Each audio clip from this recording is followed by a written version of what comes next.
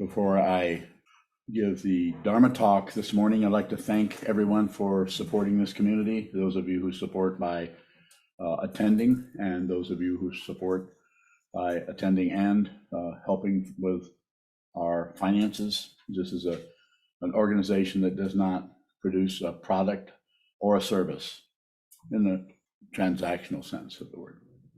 It does provide something, but that comes from you, not from this. So thank you, and please continue to help us if you can. This morning's talk is titled Illusion Speaks. Illusion speaks. Illusion speaks. You're listening to it. This is just a way of talking about it. It doesn't mean that table isn't hard or light isn't bright or rocks in the ground isn't hard or water doesn't get things wet. Water doesn't get itself wet, though. So just to clear that up for you.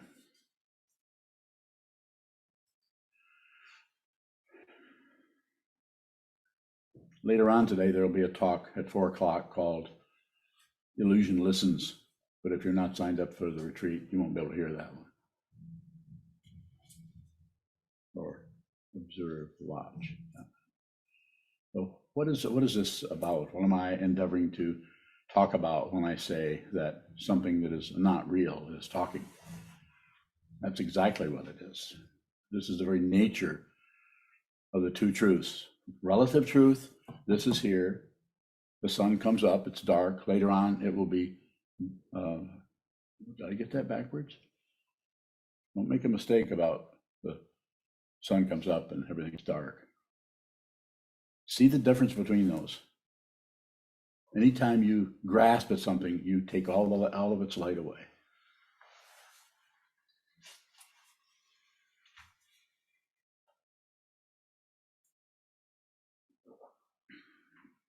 A lot of room for questions there, but not yet. What we think is so real and we grasp at to get more of it because we love it, we like it, we want it, we need it. We have to have that in our life. You all probably have 2 or 3 dozen of those things, maybe more. But we don't want, we want to keep away. So we grasp at that in the sense that we push it away, which is a kind of grasping. Stop it. Make it go away. And sometimes we have some success and other times we don't. And sometimes we blame ourselves because we're not good enough. Not strong enough. We don't have enough confidence, all kinds of descriptions. All of them are unreal. But they're speaking to us. They're speaking right in our ears. I am speaking to you. This illusion is speaking, and this illusion knows that this is an illusion. There's a big difference because there's no way I can lie to you. And there's no way I can tell you the truth. You have to see it. There's no one hearing this.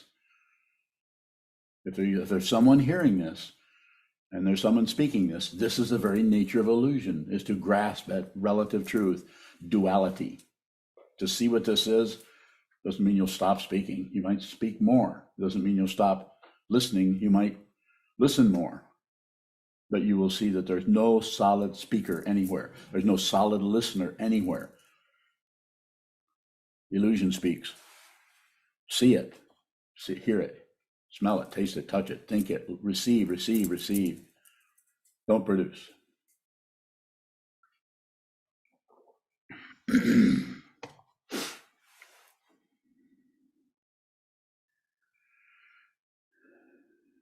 You might have to start out with seeing that everything that shows up in your mind stream or anything that comes out of through your vocal cords or anything that is coming at you is unreal.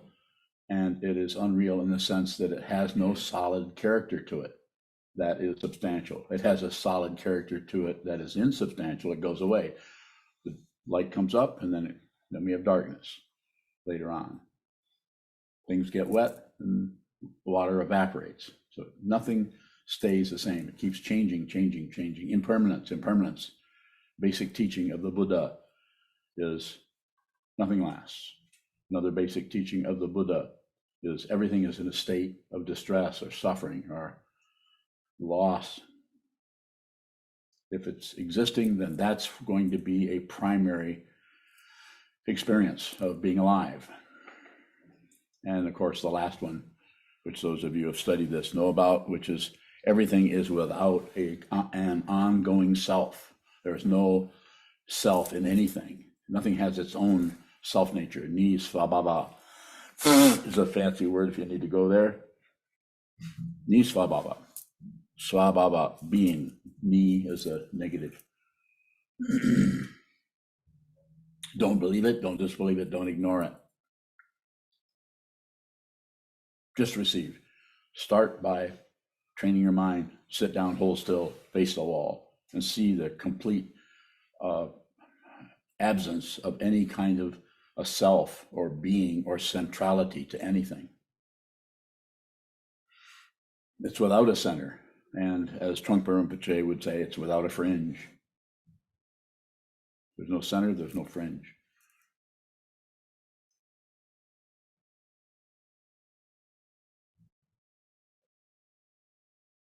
So illusion speaks. Whatever is being said by this old man or in your mind about what you're saying to yourself, little mini lectures you give yourself to help reify, substantiate, reinforce your sense of what? Identity. I'm the one who's losing. I'm not getting anywhere.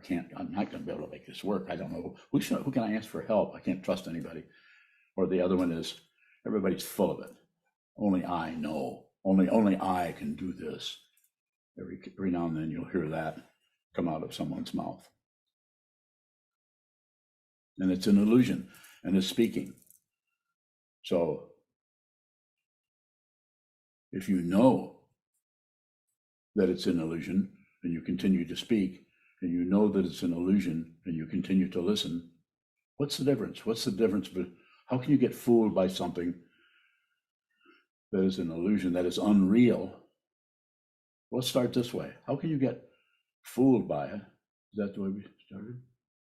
Did I go the other way? Tell me. You with the crystal clear memory. What did I say first? Don't know. I said it, but you just don't know what it was. Okay. I'll let you off the hook right now. So do you know? Does anybody here know what I said? Did anyone retain just a few words that I said and can repeat them to me? It's not a test. I just have a bad memory.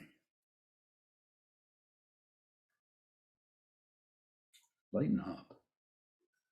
This is unreal. This is unreal. It's vividly, as Trungpa Rinpoche said, it's vividly unreal in emptiness. It's a still form. It's vividly unreal. It doesn't get like more and more cloudy and no, it gets sharper and brighter, and it stings and it burns. It's hot and cold. It's dry and wet. It has all the qualities of relative truth intensely, because you're not, adding your stupid ideas to it, trying to provide some kind of a network or some kind of guidance so you'll know what to grasp and what to reject. Don't grasp anything, don't reject anything, and don't ignore anything. That's the teaching as it comes through this person here from the lineage of the Buddha. All the Buddhas down through the centuries to this person, this speaker, this sound of words that are an illusion, are pointing at the illusion. Don't believe it. Don't disbelieve it. And of course, don't look away, ignore it, or distract yourself from it by anything, if you can. And the process of training the mind seems to be an awareness dynamic that has to do with seeing how much you keep pushing and how much you keep grasping and how much you keep distracting yourself. So you can't actually accomplish those, but the instruction is to endeavor to do that so that you get an idea of how much you are entrained by your karma by your causes and conditions that cause you to show up as a singular person somewhere, going in some direction, having certain kinds of emotions and so on that substantiate, reify, and support the illusion that there is a speaker, the illusion there is someone walking.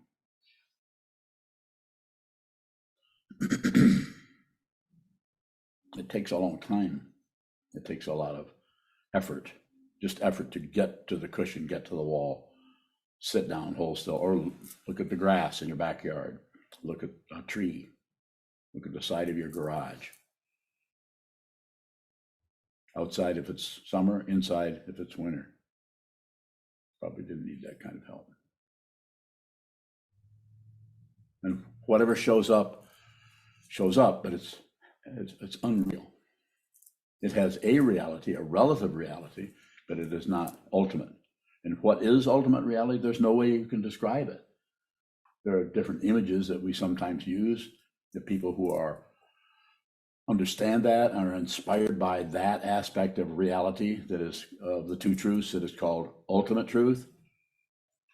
My way of saying it, and an image that came long before I got here, I just happened to use it, is like, it's not the same, but it is like the sky.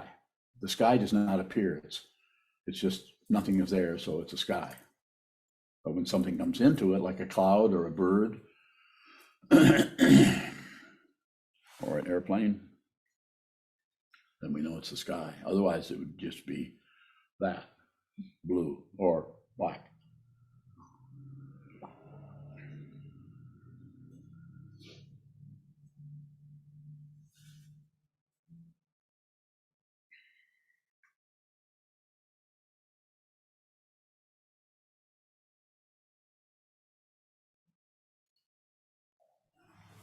Shodo bowing. How is illusion as you're teaching it different from something like nihilism, where it doesn't matter, like there's no meaning? Bowing. Well, delusion, as I'm talking about it, is to see that you're deluded. In other words, to see completely that you're deluded is awakening. This is what the Buddha saw. The Buddha did not see castles in the sky, didn't see some kind of quality of state of mind called holiness, or some kind of state of mind called really feel good because I see the fundamental nature of reality kind of thing. He saw the delusion, confusion, chaos. He saw it. And what you're referring to as nihilism is having an opinion, a stand, a conclusion about the chaos, or about the nihilistic. It doesn't matter. Nothing can be saved. Everything is doomed to failure. Nihilistic, negative. Sometimes Buddhism is referred to as a nihilistic religion, because by people who never have studied it, other than maybe read a book on it by Alan Watts, or maybe somebody a little bit better than that, just because of the teaching of suffering, because it's not part-time, it's complete full-time suffering. Anytime you have nerve endings, you have suffering. And here, all these receptors suffer more.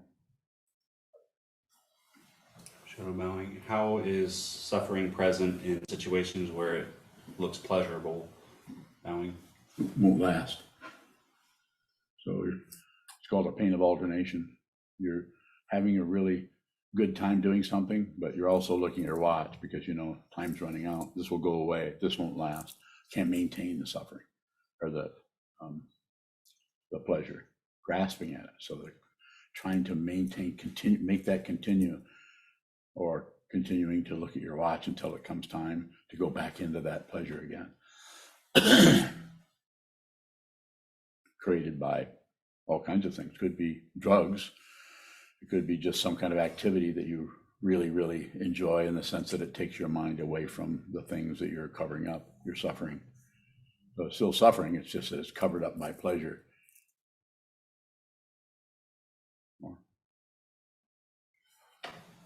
Shodo bowing. If we see what this is there still that relative Are there still times that we're not experiencing suffering? No. Yes, which is also to not experience suffering is also suffering. You can only go so far with the words because they start to get tangled up in grasping is one thing and rejecting something else. They get tied up in the very modality we're using to even talk about the spiritual path. So this is why quite often, especially in the Zen tradition, that teachers will talk one direction and then pull the student out on a limb and then break the limb. So that they have no, they'll give them a reference point that gets them out on the limb and then take it away from them. So that you actually begin to realize what this is, that it's without a self, it's without an other, and it's without coming and going, and nothing is occurring, would be another way of saying it. Another way of teaching, this has been taught down through the centuries, is the teaching of emptiness or shunyata. More. Show of bowing. Take one more and then I'll come to go ahead. How can we see something's an illusion but still participate in it? Bowing. So as you look at the unreality of what this is, you see that you're not separate from it. It takes a while. For a while, you're observing that unreality, and then over time, it takes time of not grasping, not rejecting, and not turning away to see that which is observing and that which is being observed are not separate. There isn't any separate thing. That's why it is completely all-consuming. It just eats itself up, so there isn't anything. There's no one eating. There's nothing being eaten. Nothing has occurred. Sometimes in different ways referred to as threefold. It's threefold purity, that nothing was actually ever even soiled. It's that pure. Go ahead. Have one more? Go ahead, sir. I don't have the wording exact, but you said something like when you grasp something, you extinguish its light. Yes. What do you mean by that? You cover up what it is, and what it is ultimate. There isn't anything but ultimate truth, and there's no other. Even relative truth is running a close second. No pun intended. You're not following me, are you? You know why? I'm not going anywhere. Can't follow somebody that's not going anywhere. It's just this. But if you try to cling to it or you try to grasp it, you cover up its light. The light it has to be complete respect for everything. You have to respect confusion. You have to respect suffering. If you try to cover up your own suffering, you're covering up your own Buddha nature. That doesn't mean it's nihilistic, that you have to fluff up or puff up your suffering so you can get closer to Buddhahood. There's plenty of suffering around. Receive the suffering of others. See what it is. Receive it, receive it. Save all beings, be with all things. You're wearing a monk's robe. Look at your vow. Look at that vow every day. And if you're not wearing a monk's robe, I'm not telling you to go sew one. You shouldn't do anything you don't have to do. If you just do what you have to do, you do a lot less than you're doing now, more than likely. Good question. Beyond bowing. What is imagination as it relates to illusion? It's the same thing. Same thing. But it's propelled, imagination that's propelled by enjoyment or pleasure or possibly even boredom or just wanting to make stuff up. But the imagination that is propelled by fear is the one that creates the self-centeredness, takes an aspect of consciousness and wads it up into a dark ball that is really worried about continuing to exist when there never was anything there in the first place other than consciousness only, which is without a center or a self. Just because there's a body here, that's no proof of anything, because the body, this body, this body, these are very, very temporary. More? Beyond bowing. I have a couple. The first is, what is the relationship between imagination and consciousness? kind of lost you when you described the ball of consciousness. Whose imagination is it? Just imagination. It doesn't belong to anyone. It looks like it does. That's where we get the ego, the someone who is being helped or being harmed or getting ahead, falling behind, or being very, very creative or being not so creative.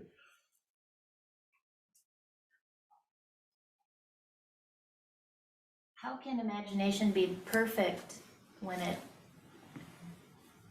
appears to create so much suffering? Life is suffering. If you're a living being, if consciousness has been downloaded into a living form, whether it's a ground squirrel or a human being, there's nerve endings. And if some aspect of consciousness, which is happy to do whatever shows up, it always finds whatever form it needs. When I say needs, we might not be able to track it back into the original grasping or desire for something else. It could be just as simple as consciousness wanting to have some kind of a form in space. So it might have started out with an asteroid, which is just as alive as a ground squirrel, just in a different way. That's only part of the answer. You're going to have to drag the rest of it out of me.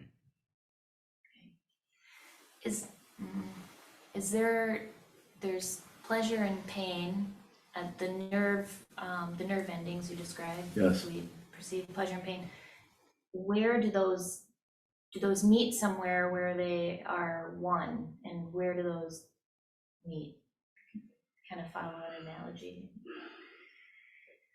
I don't know what it is you want to know. Can you get me close to that?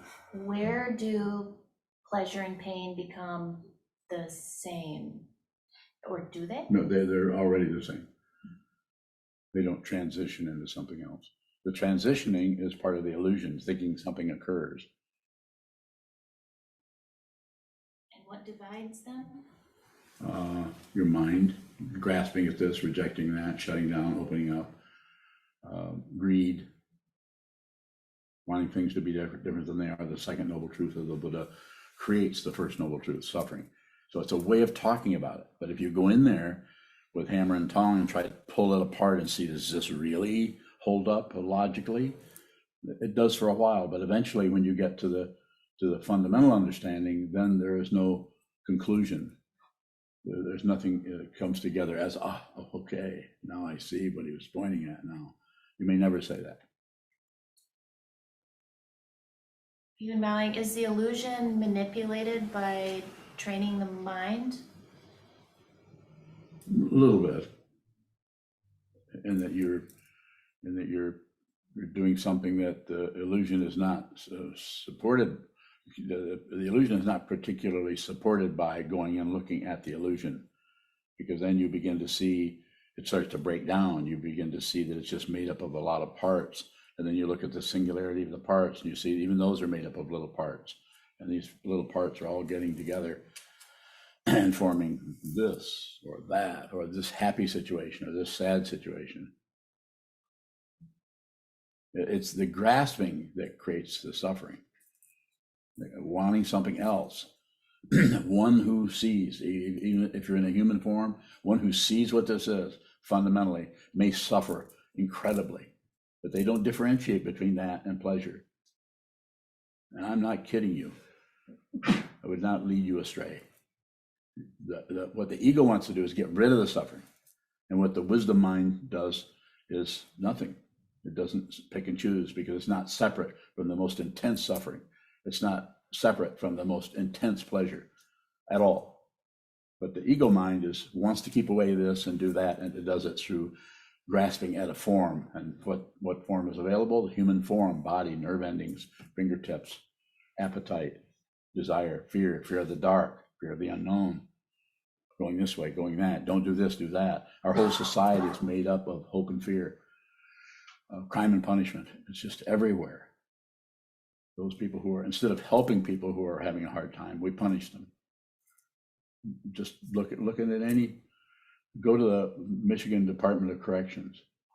Is Sanho here? Sanho, where are you? Apparently he's not. But anyway, Sanho is a recent recently joined as a community member here, and he's also an attorney. And at some point, I'm going to talk about, this, I'm kind of joking about this, but I think it's interesting to say, take the Michigan Department of Corrections to court and see if they've managed to correct anything. Their sign is advertising, Michigan Department of Corrections. I don't see where they're correcting anybody. They're just punishing people. If they said the Michigan Department of Punishment, then maybe I couldn't sue them. But they're not helping anybody.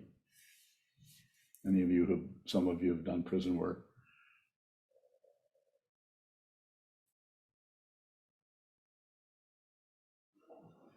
Yes, sir. Can I see the light through the grasping? Can you see the light? Yes. But you might not recognize what it is, because you might see that and think, well, something's missing. Or you might think, well, that can't be it. That's too simple. Ego language will come up, oh, that can't be it. The ego is always looking for an angle somewhere. The self-consciousness, the me feeling and everything is looking for some kind of a angle on things so it can continue to enjoy itself in that illusion as something, somebody who is real. If you see what this is, I'm not saying you will voluntarily die, but you won't be frightened of death, because you know that who you are cannot come to an end, because it's not begun. The sky didn't begin. The sky is space. So space can't begin. Only asteroids can begin, or Earth, or squirrels. They begin. I really like squirrels. You? They're all going to die.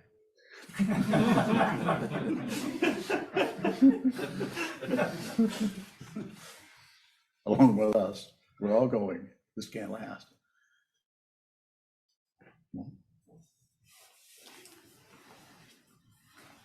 Yes, sir. Shoto bowing. Earlier, you looked at us all and said, lighten up. Yes. And can we lighten up and still see, lighten up and not turn away from the suffering we're experiencing? I think that's the only way you can do it. Because otherwise, if we start clamp down, we start to blame. I'm not saying that there aren't causes and conditions for everything, but if we start to go in there, then we misunderstand the situation as it is. It's not separate from the most brilliant light, but our cloudiness, our darkness, and our pushing down, changing the angle of things, trying to manipulate things so we can have more control over that. It's just difficult. This doesn't mean we go the other way and say, like I said, lighten up. I mean, that was meant to be funny. Was it funny? A little bit.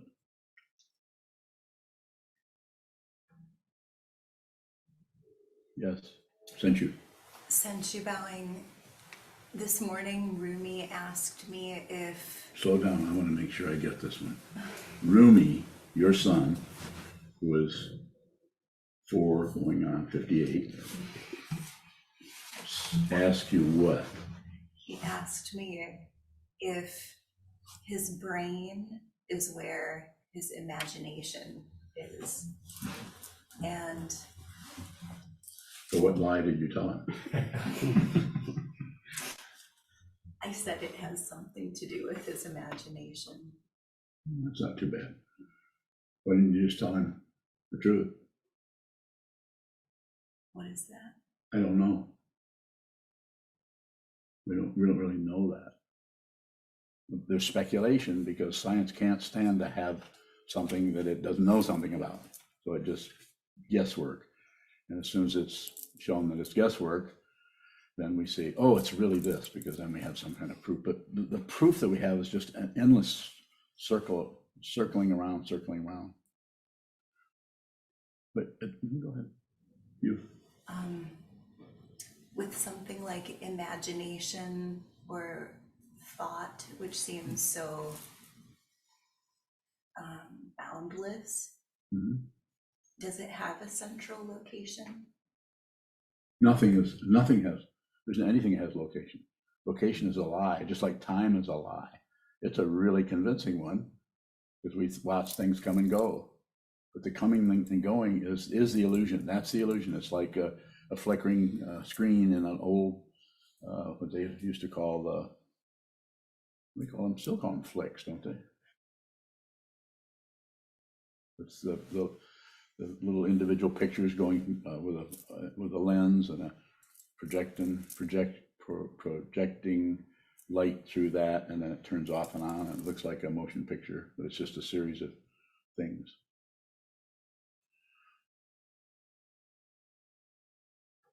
More. What you could do with him, something what his dad was saying in the Dharma talk, and Sokuzan was saying in the Dharma talk, you could break down the actual word, which was what he was suggesting in his talk yesterday. My interpretation, not his necessarily, but you could take down the word. What do you mean by imagination? How do you understand that word? And then you could go into, as soon as that gets cleared up a little bit, maybe from his point of view, because he will speculate on it, and then you could go into brain. What do you mean by brain? And then, but nobody really knows what the brain is. They can describe it, they can talk about it, they can talk about electrical this and that, and synapses, and they can actually take a needle and stick it in there, and you'll think, I'm remembering when I was in Utah in 1946, and this was happening. That memory came back vividly. You can even do that and have memories of concrete, but it's there. It's the way I often talk about this is was a chartreuse alligator, pink alligator in the kitchen. Once you create that, you can't destroy it because the way in which it's created has no fundamental nature to it, as far as being wood or a lampshade or the side of a German Shepherd running down the road with bright lights attached to it. You've seen that? How often do you see a German Shepherd with bright lights attached to it? Right now you see it. And you can't go. You can think about that 10 years from now. You can't destroy that. Good question. What did you say? Thank you. To him? Oh, to him. Oh, No. you're saying thank you to me? Yes. Oh, you're welcome. In response to that question, Yes. I said the brain has something to do That's right. You with did his say. imagination. But then you're reifying his presumption about the brain or about the imagination when you're not going against it by going in. He's listening to us by the way right now, and but by questioning him about that, then you actually help him to look closer into the material that he is even asking about. This is what Sokuzan was doing yesterday in his really great Dharma talk that he gave.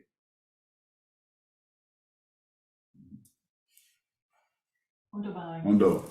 Is part of why life is suffering because we are not separate?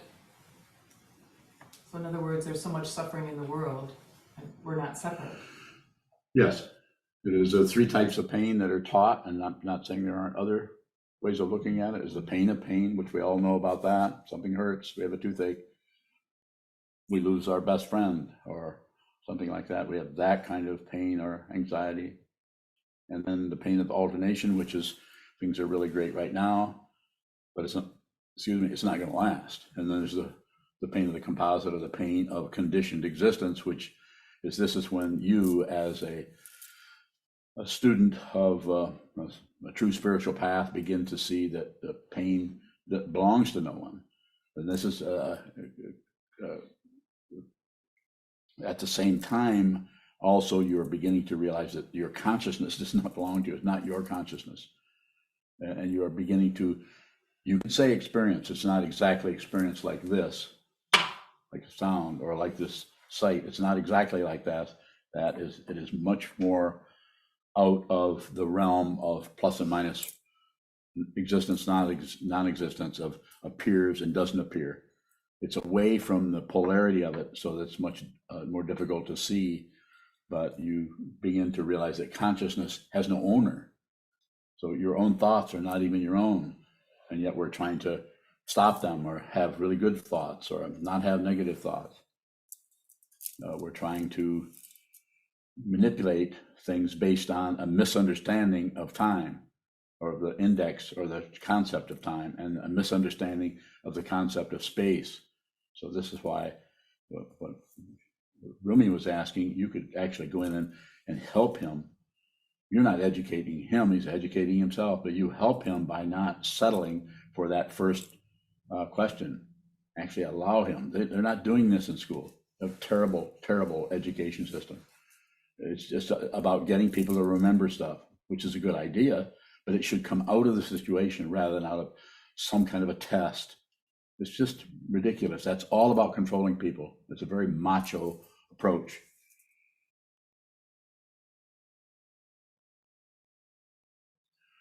Hi, Kelsey. Who's that little person with you? This is Evelyn. Hi. How's it going?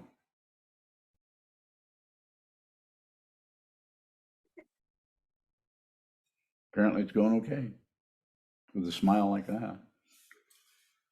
Yes, sir. Sokuzan, what is the importance of participating in the culture that we're in when they do teach or educate in that way? Well, participate, but that doesn't mean you have to approve of it. But you're there, we're here, we live in this city. Some places, teachers, different, the Waldorf school is a good example. It's a little bit different angle on the whole thing, which has been around for a long time. Maria Montessori also developed a way of helping children to be responsible for what they did, and ways by putting them kind of in charge of their lives as soon as possible, so they're able to decide whether they're going to walk this way or walk that way. So coming back to your question, you cannot help someone or something or a society unless you first stop separating yourself from it in a warlike fashion, intensely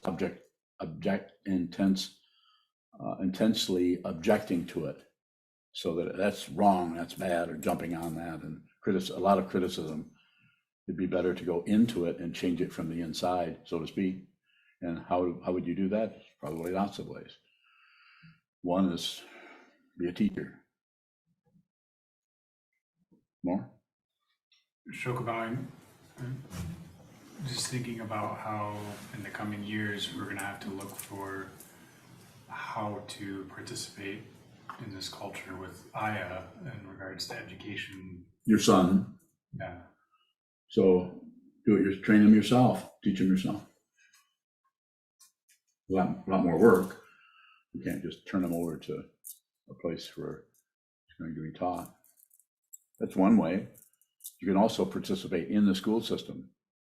Go in and talk to the teacher. Find out something that never happened when probably most of us were young. There was no interaction. The PTA, the Parent Teacher Association, was more of a political structure rather than actually looking at how your young person is being educated. No, I wouldn't worry about it. There's a lot more pressing issues that are happening right now. Now I'm going to take that question right out. We need to stop polluting this place. And if we don't, then what is showing up is going away. But who you actually are, who any of you actually are, you're at your true nature. I'm encouraging you. I yell at you. I would yell at you about this. Because if I can't, it's like, aren't you listening to me? I'm looking at this. Find out who you are. Because if you don't, then you'll operate out of who you think you are. And that's what the rest of the world is doing. That's why there's so much war. Good people, bad people, misunderstanding. And that's like the school system or any other system that's based on right and wrong, up and down, back and forth. War and peace, crime and punishment, all of that. More?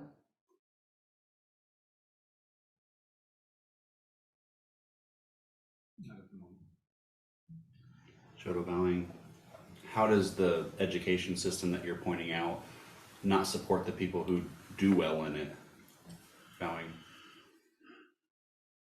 It's just encouraging them to pursue a materialistic approach to everything. Money making, power, having lots of power over other people. It's just insane. It's not only the insanity of the highly conservative, well, they call it conservative, but it's not, doesn't fit, that word doesn't fit at all. It's just power hungry, and it's not that it doesn't help them get more power, and it's not that the people who see that might not be fair to the rest of society, the people who are homeless, living on the streets of whatever, Philadelphia or Los Angeles in cardboard boxes. We don't take care of them. We say anything, you say, get a job, they need to get jobs. Just so what is your question? I'll try to be more direct. It's about training our mind to see what is true ourselves, and you have to see it here. You can't see it out there. You can't look out here and see it. It's chaotic.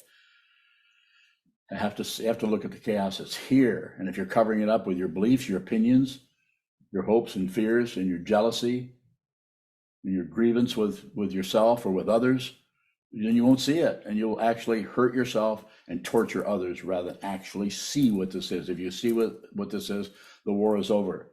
That doesn't mean you aren't going to fight with people. You might even fight even harder with someone.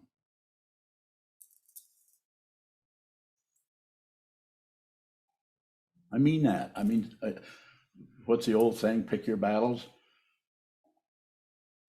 Well, pick your battles. And my battle is not actually a battle.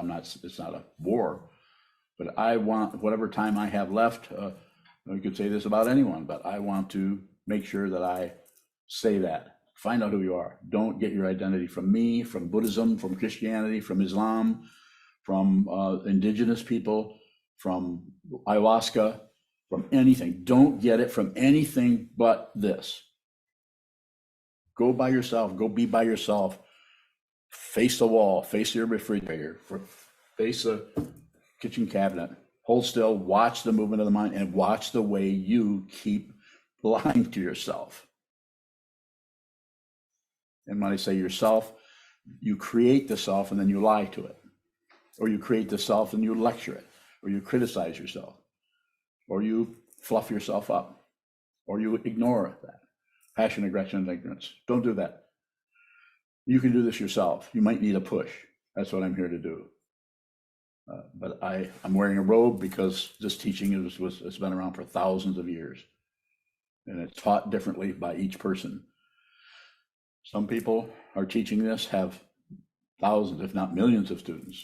Dalai Lama, which is a true teacher, but he's teaching out of his culture, heritage, and his birth as a tulku.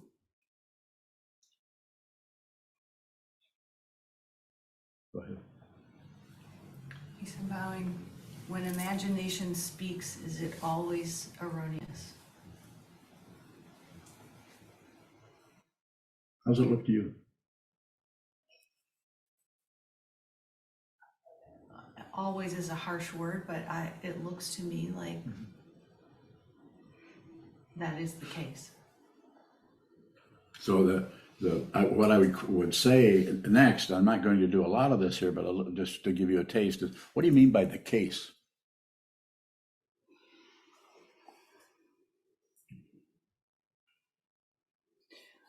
I feel that the things that come up in my mind That's are there to fool me. they're what? They're there to fool you? That's I would agree with that. Yes, everything that shows up is wrong, wasn't it? What was that show? Was it Saturday Night Live or something where they say everything you know is wrong? Something like that.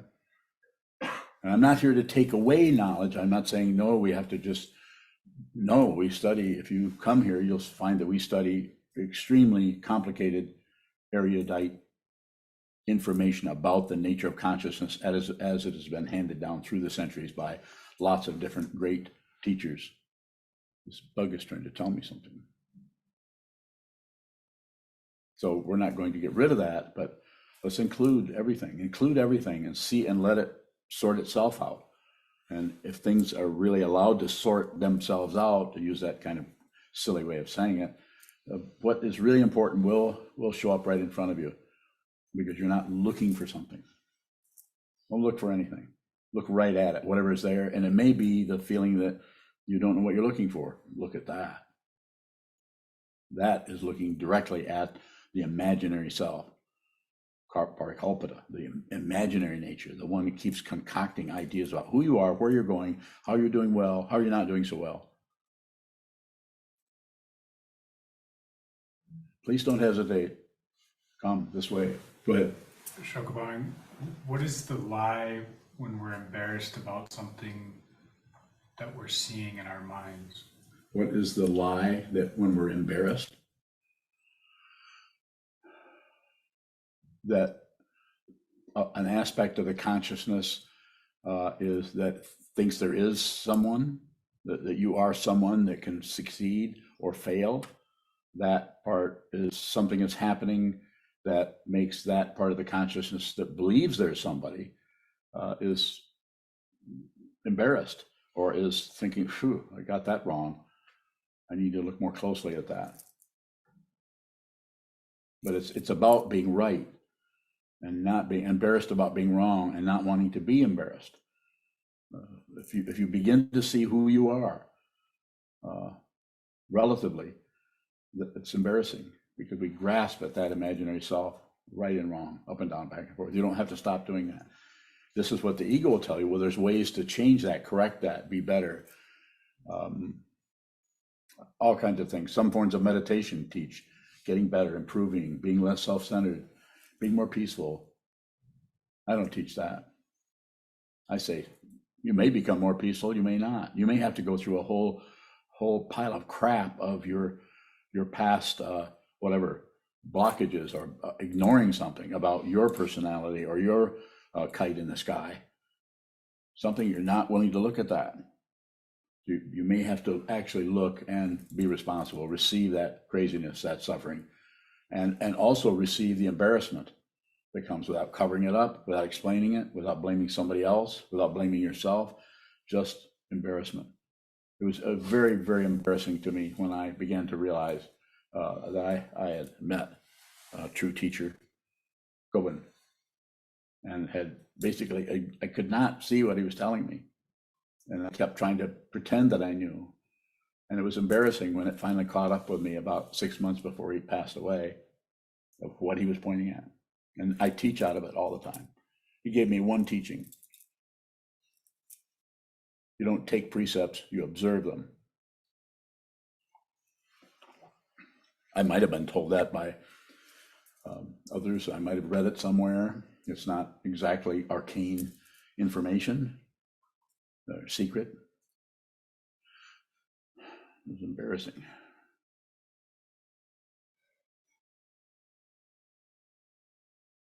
More.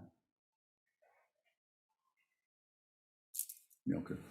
I have some questions from YouTube. Yes. Zub Bowing. Part 1, this is a question from Jamie. How does an empathic person deal with composite suffering day to day without letting it affect one's mood negatively? Let it affect your mood. Allow your emotions to come and go. Just be an observer. And that doesn't mean that some of that observation isn't going to be how crappy I feel, or I don't want to live any longer, or I don't think I'm ever going to accomplish this. Some people are going through that. Other people might be not quite so intense. But observe it, watch what it does.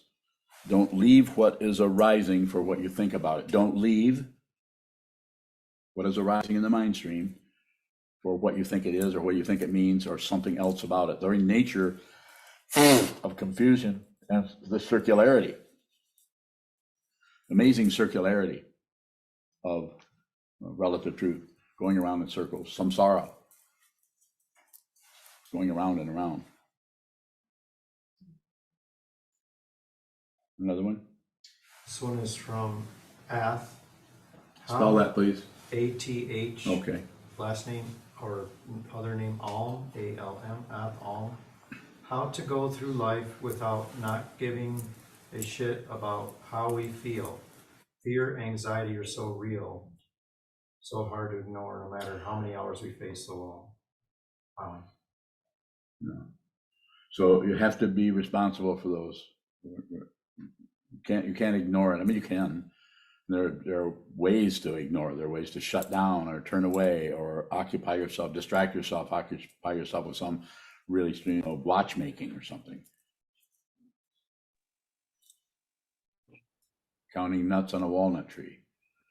Never-ending task. There are ways to distract yourself from it. But what's being said here is sit down, hold still, go right into it. And there's no gas mask for that. You have to do it. You have to do it yourself. You have to march right into the negativity, as Trungpa Rinpoche once said. March directly into disappointment. Disappointment awaits, as it says on my cup here.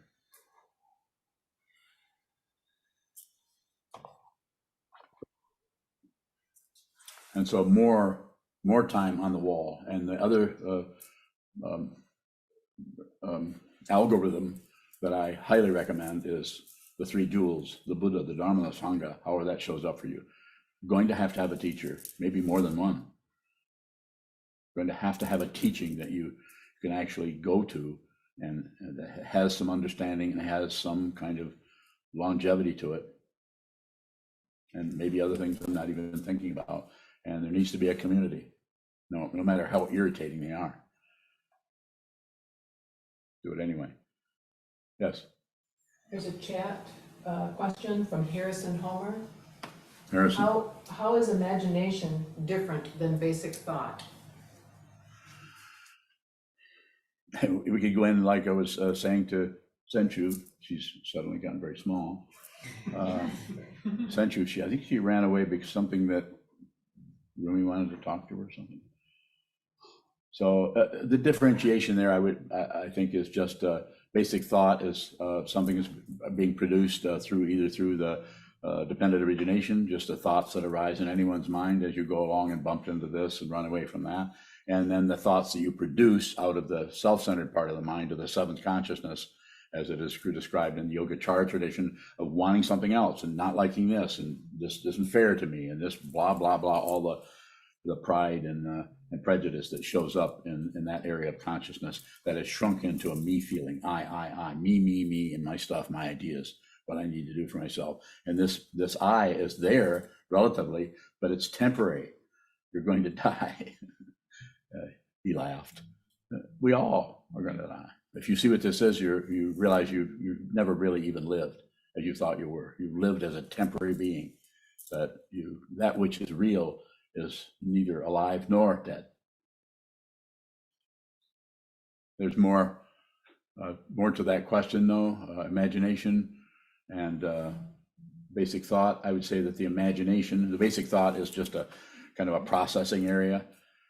As it talks about, the sixth consciousness is just processing things and synchronizing the relationship between what you're seeing, what you're hearing, what you're smelling, what you're tasting, what you're receiving from past karma, what happened 30 years ago, what happened 15 lifetimes ago. This does not go away necessarily. It can change, it can modify.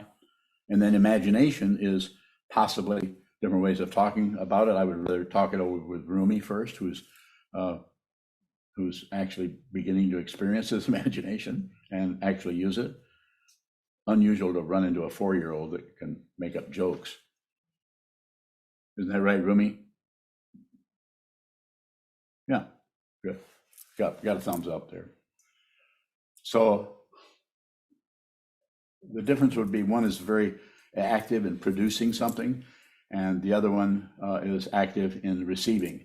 But the other one that's acting and receiving can also align itself in the form of imagination called paranoia, an imagination that is crazy or is schizophrenic, or to use the conventional Western terms, wanting this or being afraid of something by projecting onto it that it's dangerous, when really who you are cannot be harmed. I'm not saying someone can't kill you, but they can't hurt you.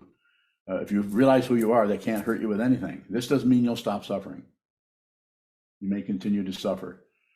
If you're a living being, you're going to suffer. The Buddha didn't take away in the third noble truth cessation took away the suffering. Something else that is going to cease, and that is grasping, rejecting, and ignoring. the sense of a being will still be there. It's imaginary.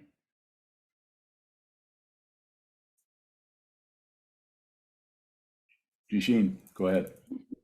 Jishin bowing. What does it mean that wisdom is not separate from suffering? Bowing.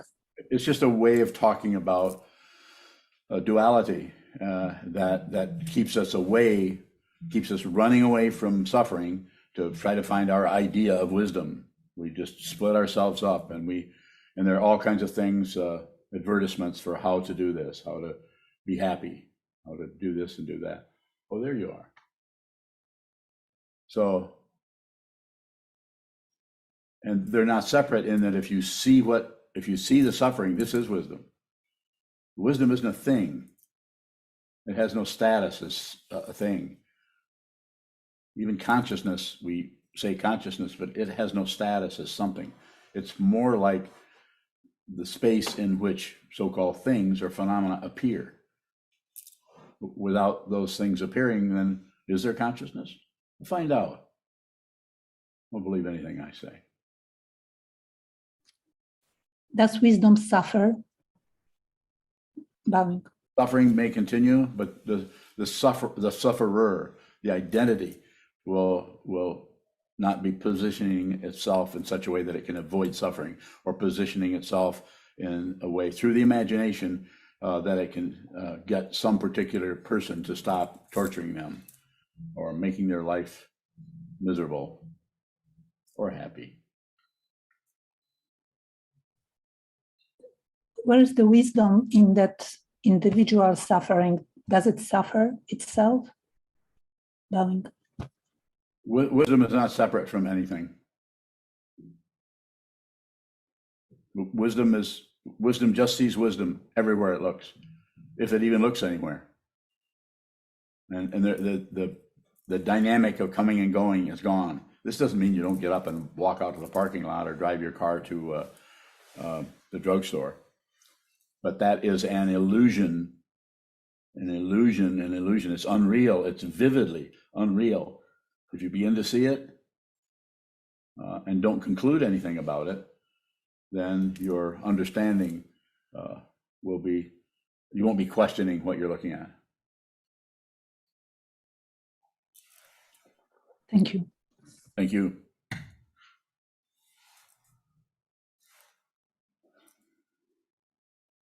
Yes, sir. Another question on YouTube from Av. We'll get back to you in a minute, Naveed. Go ahead. Ask. Is it useful to contemplate on why does the brain generate so much cognition that is not related to sensory perception? Or is the contemplation a subtle way to ignore facing the wall? I'm not going to do the either or, but I'll just say sit more. Sit a lot. I would have to know you personally to know more about what's happening there. So, but the basic instruction that I give everyone until I get to know you better, and then I might modify it somewhat, is based on my experience over a long period of time of doing lots of different forms of meditation. The one that seems to be the most workable for just about anybody is Shikantaza. It's also taught in the Mahamudra tradition and Dzogchen. Just consciousness only. Just sit down, hold still, watch the movement in the mind until you realize the truth yourself. So trying to figure out what the mind is doing and the brain is doing, I think that's a valid thing to do with your life, but you might want to spend some time looking at that which is doing the studying. Is there somebody? Is there a scientist? Is there, where is Monica Matea anyway? Is she on here? More? No? I can't see everybody. Oh, Naveed, I meant to get back to you. Sorry, go ahead. Navid bowing. You say that thoughts don't belong to us. Yes. Is that the same thing with the desire as well? Yes. Yes. There's no one who desires. Desire is dependently arisen and it comes up, and if there's a body mind here, it's gonna collect an owner, or the owner is gonna collect that and use it to substantiate, reify that I'm here and I've been wronged, or I'm here and I deserve that, or I'm here and I really want that over there. I wonder what that costs. It's just a complete menagerie of things coming and going and coming and going, all looking for someone to reaffirm. That's how I felt that way a long time. It looks like when it comes out into the mind that it's showing up in us, in this body-mind complex. No, it is not. Consciousness does not, it enters and it comes and goes in the body, but it's not trapped by the body. It's the ego part of the mind, that ball of grasping and paranoia that is in the consciousness that is aligned with the body-mind complex. That's the paranoid part. But consciousness itself, when it's liberated, it has no location. It doesn't follow some kind of physics idea of location. And even physics, maybe they'll get to the bottom. Maybe they will get to the bottom of things eventually and find out that nothing really exists in the way that we think it does. So more about that, Naveed? Navid Bang. So they can be there, but they don't necessarily need to be fulfilled if there's no one there, right? Kind of. Now you can desire something, but you don't have to grasp at it. The way I talk about it is feel the desire. Don't get rid of desire. Whatever shows up has a right to be there, is what I'm saying. And when I say it has a right, I'm saying it's not separate from anything else that's showing up. So therefore it has to be there. It's not like, oh, this is wrong, I shouldn't be thinking that. Oh, this is better, I should be thinking more in this line. People teach us differently. You can see what do I have here? A few dozen students. I don't have hundreds, or let alone thousands, and I don't want them. Not that I could even get them if I wanted them, because what I'm teaching is untrustworthy. And why is it untrustworthy? Because I'm not going to guarantee you anything. You're going to have to do this yourself. I'm happy to kick you in the butt to help you, but I can't do it for you. And I'm not going to explain it to you in a way that you can grasp on, that will keep you from seeing what it is. Too much explanation. Some explanation is helpful to get you to the edge of the cliff, but you're going to have to look over that, if not jump over it. And is it an actual jump? No, I'm not going to have to jump. But in the mind stream, it may feel like it. You may feel put upon. You may feel threatened by the teacher or the teaching or even the community. But it's a spiritual path, not a mundane path of results. It is a spiritual path of intention, not a path of belief or disbelief or ignorance. So if you have a feeling, an emotion come up, it's just there. You just look at it. If you don't push it away, if you don't substantiate it, explain it, or validate it, or blame something for it, then it can't last. It will fade away. Even if you don't leave the desire for some kind of fulfillment. Or maybe I've got this all wrong. If you think I do, well then tell me how I'm misunderstanding.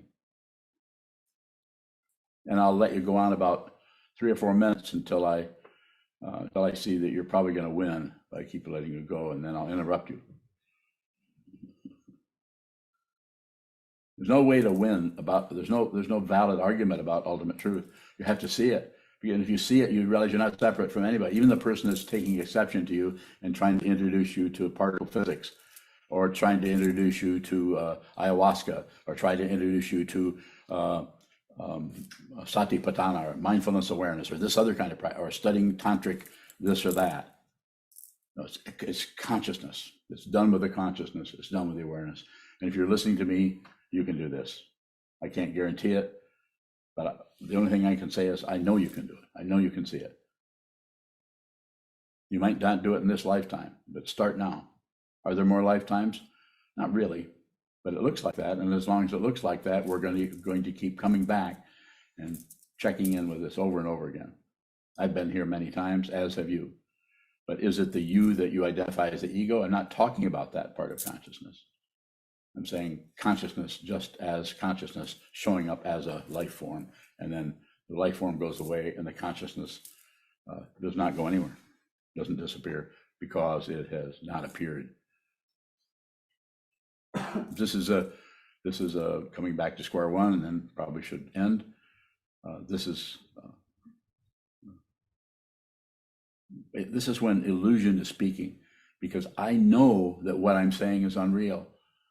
I know that what I'm saying is you can't believe it. I'm not asking you to believe it. Please don't offend me or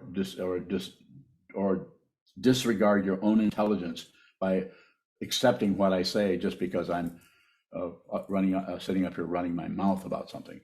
I have to do this in order to point to something that is completely wordless. When you got a good dose of that last night. If it looks like you're ignoring and you give me permission, I'm coming to get you. If that scares you, you're probably in the wrong room. I only need one student to be a teacher. Is she here? Is he here? Are they here? Listen to what I'm saying. I'll give the rest of the talk, whatever that is. What did I say it was? Forklift? You said forklift? 4 o'clock. See how easy that imagination just goes wherever it wants? Wherever it wants. 4 o'clock. Same thing as forklift. And what is the title of the talk? Illusion listening. Illusion listens. Is that it? Very good. Thank you so much. Hi, my name is Shoka. I am a monk at SokukoJi, where I'm committed to training my mind under the guidance of my teacher, Sokuzan. We rely on your support for our programming, including a scholarship fund to cover living and tuition costs for those who are practicing full-time at the monastery. Thank you for your generosity.